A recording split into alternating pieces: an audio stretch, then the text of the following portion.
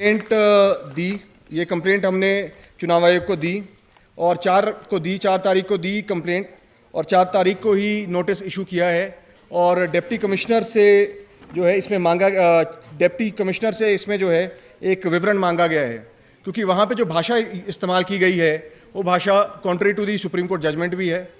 राम मंदिर का फैसला सुप्रीम कोर्ट की जजमेंट आने के बाद जो है राम मंदिर का निर्माण शुरू हुआ था, परंतु उसको एक अलग ही रूप देके और उसका एक अलग ही नैरेटिव सेट करके जो ये इलेक्शन लड़ा जा रहा है और एक वोट मांगे जा रहे हैं। जो दूसरी एक कंप्लेंट मैं आपके सामने लाना चाहूँगा वो है माननीय श्री जगत प्रकाश नड्डा जी के खिलाफ जो हमने दी है। माननीय श्री जगत प्रकाश नड्डा ने बिलासपुर में एक रैली को संबोधित करते हुए, एक वर्ग को संबोधित करते हुए कुछ ऐसा कह दिया जो शायद मॉडल कोड ऑफ कंडक्ट के खिलाफ है, मॉडल कोड ऑफ कंडक्ट के बिल्कुल खिलाफ है। इन्होंने कह दिया कि कांग्रेस ने अनुसूचित जाति वर्ग के साथ किया अन्याय। आप जानते हैं, जैसे मैंने अभी आपको बताया, मॉडल कोड ऑफ कंडक्ट में आप एक पर्टिकुलर कास्ट, क्रीड या रिलीजन को आप टारगेट नहीं कर सकते, उस जाति के विवरण पे आप जो है वोट नहीं मांग सकते। परंतु हो ऐसा रहा है कि मुद्दों से भटक के मुद्दाहीन राजनीति करते हुए भारतीय जनता पार्टी के ये दोनों बहुत कदावर नेता हैं, जिन्होंने अब ये शुरू कर दिया है कि एक जाति या एक कास्ट या एक क्रीड के नाम पे वोट मांगने शुरू कर दिए हैं। इस तरह की राजनीति ना तो हिमाचल ने पहले कभी देखी है, ना मैं उम्मीद करूंगा कि हिमाचल प्रदेश इस तरह की राजनीति कभी देखे, क्योंकि इससे आप एक पोलराइजेशन कर रहे हैं और वो पोलराइजेशन हिमाचल प्रदेश ने आज तक नहीं देखी। 2002 में माननीय श्री प्रेम कुमार धूमल जी ने भी इस बात को माना था कि हिमाचल में जो है राजनीति मुद्दों की होनी चाहिए, राजनीति कभी भी जो है किसी कास्ट बेस्ड इलेक्टोरल पॉलिटिक्स नहीं होना चाहिए। तो ये 2 कंप्लेंट तो हमने दी हैं। तीसरी एक कंप्लेंट, आपका स्वागत करता हूँ। हिमाचल प्रदेश विधि विभाग, जिस तरह आप जानते हैं, कल भी एक प्रेस वार्ता हुई।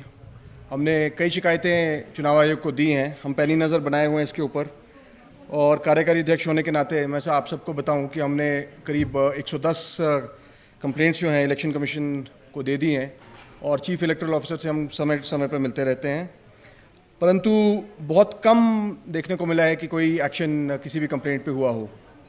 अभी हाल ही में हमने 2 कंप्लेंट ऐसी दी हैं जिसके बारे में मैं आपको बताना चाहूँगा।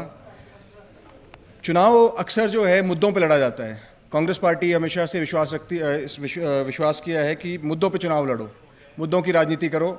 राजा वीरभद्र सिंह जी के समय पे भी आपने देखा है, प्रतिभा सिंह जी के बाई इलेक्शन में भी आपने देखा है और बाकी लीडर्स के भी आपने देखा है, मुद्दों पे राजनीति की जा रही है।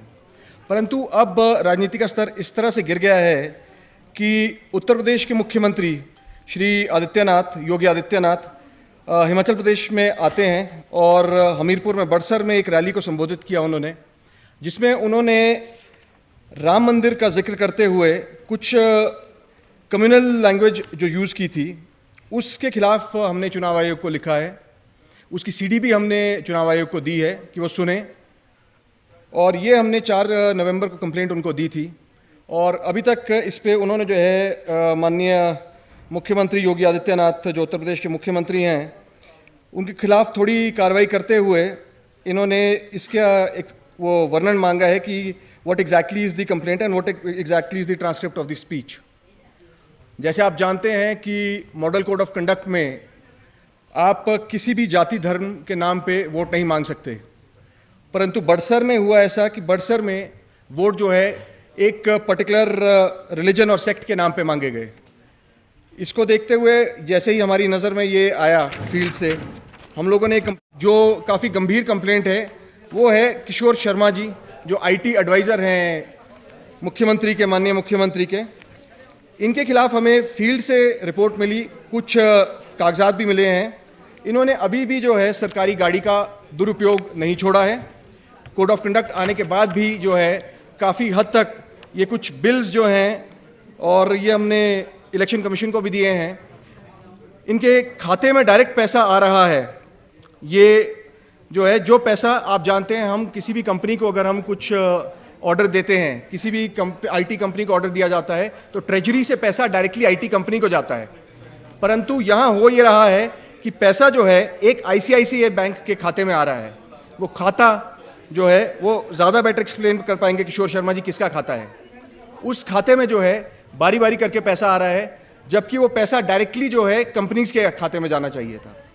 तो इसको मिला के ये एक कंप्लेंट जो हमने दी है, और ये कंप्लेंट हमें वहीं से इनके दफ्तर से ही एक कागज़ जो हमें आरटीआई के थ्रू मिले हैं, और मेटा को जो कि फेसबुक चलाती है, सीएमओ के थ्रू जो है यहाँ पे पैसे पेमेंट जो हो रही है वो भी डायरेक्टली किशोर शर्मा जी ही पेमेंट कर रहे हैं बजाय हिमाचल सरकार की पेमेंट करने के। तो ये जो मैं 3 कंप्लेंट हैं, इन 3 कंप्लेंट पे मैं चाहूँगा कि इलेक्शन कमीशन संज्ञान ले, जल्द से जल्द इन पे कार्रवाई हो, और आईटी एडवाइज़र पे खासकर जो है, क्योंकि मैं जानता हूँ कि आप सब कहेंगे कि ये बहुत लेट है, परंतु ये हम चाह रहे थे कि खुद अपनी मर्जी से जो है ये अपनी सरकारी सुविधाएं छोड़ दें और इस तरह की गलत उसमें ना पड़ें, परंतु ऐसा हो नहीं रहा है।